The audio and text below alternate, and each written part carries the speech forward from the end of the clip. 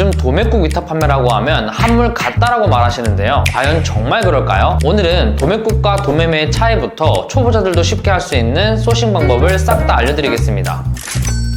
온라인에서 판매라는 것을 시작한다면 가장 먼저 만나게 되는 것이 바로 위탁 판매입니다. 위탁 판매란 주문이 들어오면 우리가 직접 보내는 게 아니라 공급업체나 제조사에 주문을 넣게 됩니다. 이때 받는 이의 정보를 소비자의 주소 및 정보로 주문을 넣는 거죠. 그러면 우리는 판매만 할 수 있고 배송은 공급업체나 제조사에서 직접 소비자에게 보내는 거예요. 실질적인 판매자인 내가 재고를 두지 않아도 판매를 할 수 있게 되는 거죠. 그래서 이 위탁 판매는 재고를 두지 않아도 공급처에서 대신 발송을 해주고 있기 때문에 재고 리스크가 없게 돼요. 이런 이유로 온라인 사업을 시작하는 단계에서는 무자본으로 시작해도 부담이 없기 때문에 가장 많이 찾곤 합니다. 도매처나 공급처들을 모아놓은 사이트들이 굉장히 많이 있는데요. 가장 대표적인 사이트가 바로 도매국과 도매매예요. 사실 도매국과 도매매는 같은 회사고요. 한마디로 정리하자면 도매국은 대량 주문 사이트고 도매매는 낮게 주문 사이트라고 보면 돼요. 도매국은 대량으로 주문하기 때문에 저렴하다는 장점이 있고 단점으로는 최소 구매 수량이라는 게 있는데요. 낮게 구매는 안 되고 최소 몇 개 이상씩은 사야 됩니다. 도매국이 대량으로 주문해야 되는 사이트였다면 도매매는 낱개로 주문할 수 있는 사이트입니다. 다만 낱개로 판매하기 때문에 도매가 아니라 소매라서 도매국에 비해 조금 더 비싸게 구매해야 되는 단점은 있습니다. 하지만 우리가 물건을 판매할 때는 보통 한 개씩 판매를 하겠죠. 소비자는 물건을 한 개씩 사기 때문에 대량으로 주문을 해야 되는 도매국에서의 위탁 판매는 어려울 수도 있어요. 그래서 보통 온라인 판매를 처음 시작하게 될 때 도매매 사이트를 이용해서 위탁 판매를 시작하게 됩니다. 도매매는 비싼 편이라 마진이 적은 편인데요. 그래서 판매 활동을 이어나가다가 어느 정도 매출이 올라온다 싶으면 원가 절감을 위해 도매국에서 대량 주문을 하게 됩니다. 물건을 대량으로 주문하면 저렴하게 사올 수 있으니까요. 잘 팔리는 제품들은 재고 리스크가 적으니 대량 주문의 부담도 없고 마진 확보를 위해서 필수적으로 이용해야 되는 방법이에요. 정리 한번 해볼까요? 도매매는 낮게 주문이 가능하지만 비싸다. 도매국은 낮게 주문이 불가능하지만 가격이 저렴하다. 처음에는 도매매에서 위탁 판매를 하다가 어느 정도 매출이 올라오게 되면 원가 절감을 위해 도매국을 이용한다가 되겠죠. 그렇다면 처음 시작하는 단계에서는 도매매를 이용해야 하니까 마진이 낮을 수밖에 없겠네요. 낱개로도 보낼 수 있으면서 원가도 저렴하게 할 수 있는 방법이 하나 있습니다. 바로 도매국 상품을 최소 수량만큼 묶음 판매하는 도매국 위탁 판매예요. 이 방법을 쓴다면 도매매 위탁 판매가 아니라 도매국 위탁 판매가 되는 거죠. 실제로 제가 자주 쓰는 방법이고 원가가 더 저렴해지기 때문에 경쟁력까지 있게 됩니다. 이렇게 묶어서 팔면 3개, 4개, 5개를 한 번에 팔 수 있고 배송비도 한 번만 발생하기 때문에 판매가도 훨씬 합리적으로 설정할 수가 있게 됩니다. 소싱하는 방법은 어렵지 않죠? 도매국에서 위탁 판매는 생각보다 굉장히 쉽습니다. 이미 레드오션이라고 불리는 온라인 판매는 사실 아직 블루오션인데요. 소싱만 잘한다고 해서 돈을 벌 수가 있을까요? 과거에는 그랬지만 이제는 그렇지는 않습니다. 소싱보다 중요한 건 마케팅이에요. 하지만 마케팅을 하기 전엔 반드시 소싱이 뒷받침해줘야 됩니다. 제가 알려드린 도매국 위탁 판매로 소싱을 해보시는 건 어떨까요? 영상을 다 보셨다면 일하러 갑시다. 감사합니다.